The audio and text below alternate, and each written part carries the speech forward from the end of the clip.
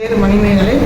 நான் ஒரு கீழே விழுந்து 2 கால்லையும் அடிபட்டு புண்ணாகி இன்ஃபெக்ஷன் ஆகி என்னால் முடியாமல் இந்த அமுதம் ஹாஸ்பிட்டலுக்கு வந்து இங்கே இருக்க சித்தா டாக்டர் திருமதி திவ்யா அவங்கள்ட்ட காமிச்சேன்.